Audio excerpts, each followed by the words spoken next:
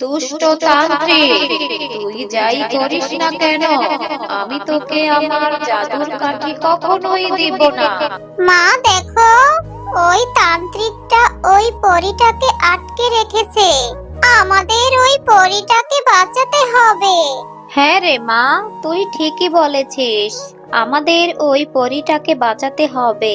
তুই এখানেই দাঁড়া, আমি কিছু করছি।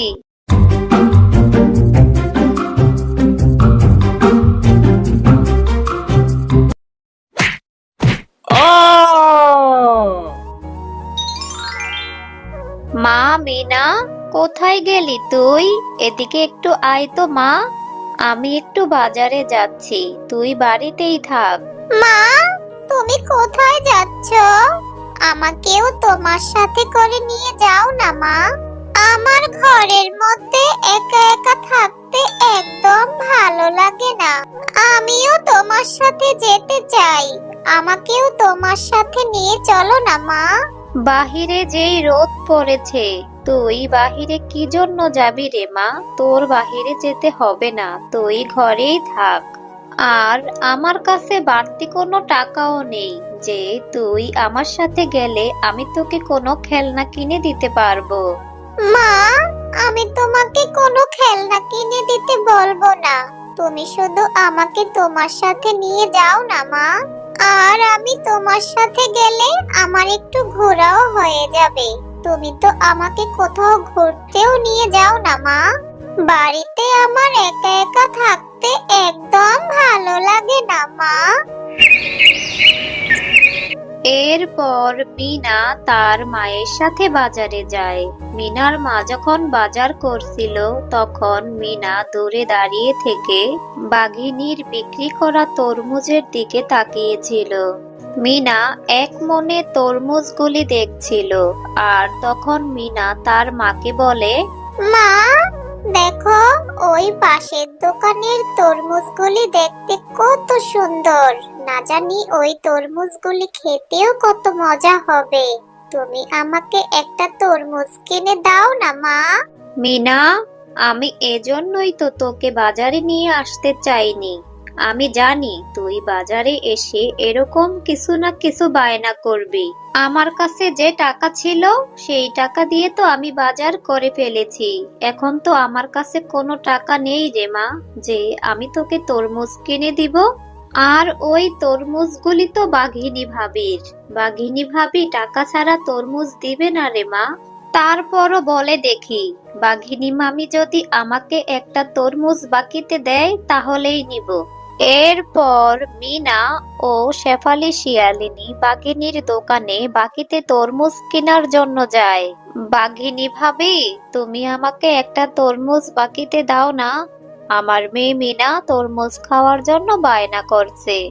তুমি একটা তরমুজ আমাকে দাও, কিছুদিন পরে আমি তোমার টাকা দিয়ে দিব। আমার কাছে এখন কোনো টাকা নেই।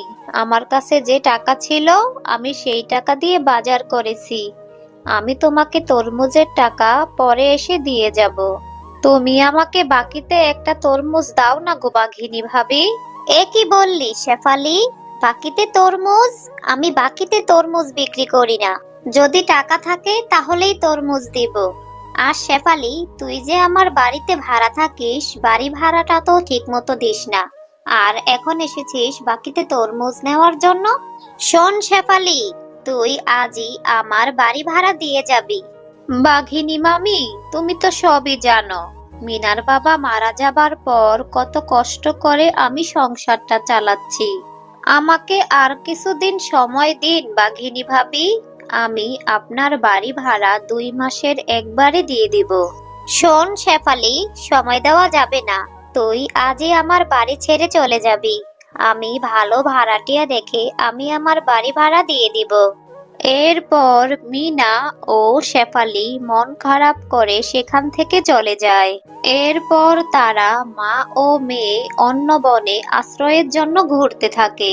হাঁটতে হাঁটতে তারা গভীর জঙ্গলে চলে গেল। মা, ও মা, আমি যে আর হাঁটতে পারছি না মা। আমার যে ভীষণ কষ্ট হচ্ছে। আমার জন্য বাঘিনী কাকিমা তোমাকে কত কথা শোনালো। আমি তরমুজ খেতে চেয়েছি বলে আমার জন্য বাঘিনী কাকিমা তোমাকে বাড়ি থেকে বের করে দিয়েছে। আমি আর কখনো তরমুজ খেতে চাইবো না মা। তুই কান্না করিস না মা, আমিও যে আর হাঁটতে পারছি না।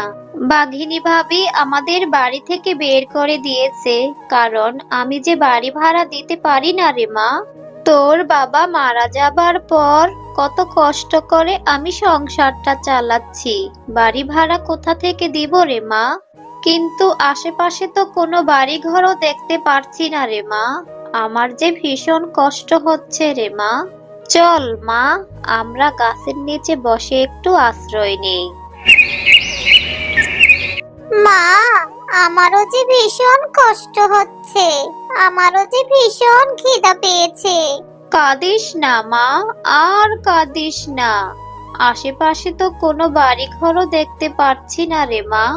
আর একটু সহ্য কর মা, দেখবি আল্লাহ একটা ব্যবস্থা করে দিবে। আল্লাহর উপর ভরসা রাখো মা, আল্লাহ নিশ্চয়ই আমাদের জন্য অনেক ভালো কিছু রেখেছে। দুষ্ট তান্ত্রিক, তুই যাই করিস না কেন, আমি তোকে আমার জাদুর কাঠি কখনোই দিব না। তুই যদি তোর জাদুর কাঠি না দিস, তাহলে আমিও তোকে বাঁচিয়ে রাখবো না। তুই যা করার করে নে, আমি তোকে আমার জাদুর কাঠি কখনোই দিব না।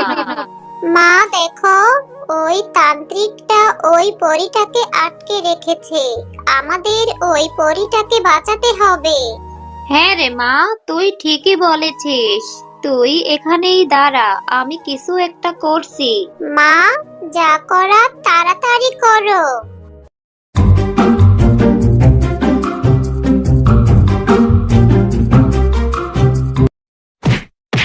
আহ! আমাকে বাঁচা, আমাকে ছেড়ে দে। আমি আর কখনো এরকম করব না। তোমাদের অনেক অনেক ধন্যবাদ, তোমরা আমার জীবন বাঁচিয়েছো। তা তোমরা এই নির্জন দ্বীপে এলে কি করে? তখন শেফালি শিয়ালিনী সব কথা পরীকে খুলে বলে। ও, এই ব্যাপার। তোমরা যেহেতু আমার জীবন বাঁচিয়েছো, আমি তোমাদের সাহায্য করতে চাই। এই নাও তরমুজ বাড়ি। এই বাড়িতে তোমরা তোমাদের প্রয়োজনীয় সব জিনিস পেয়ে যাবে। এই তরমুজ বাড়ির ভিতরে তোমাদের কখনো কষ্ট থাকবে না। তোমাকে অনেক অনেক ধন্যবাদ পরি, তুমি আমাদের তরমুজ বাড়ি উপহার দিয়েছো। আমরা তোমার এই ঋণ কখনো ভুলবো না পরি। তোমাদেরকেও অনেক অনেক ধন্যবাদ, তোমরা আমার জীবন বাঁচিয়েছো। আমি এখন আসি। এ কথা বলে পরি সেখান থেকে চলে যায়। মা, এখন থেকে আমরা এই তরমুজ বাড়িতেই থাকবো। এখন থেকে আমাদের আর কোনো কষ্ট থাকবে না, তাই না মা বলো? হ্যাঁ রে মা মিনা, এখন থেকে আমরা এই তরমুজ বাড়িতেই থাকবো। এতদিনে আল্লাহ আমাদের উপর রহমত করেছে। পরি আমাদের এই জাদুর তরমুজ বাড়ি উপহার দিয়েছে।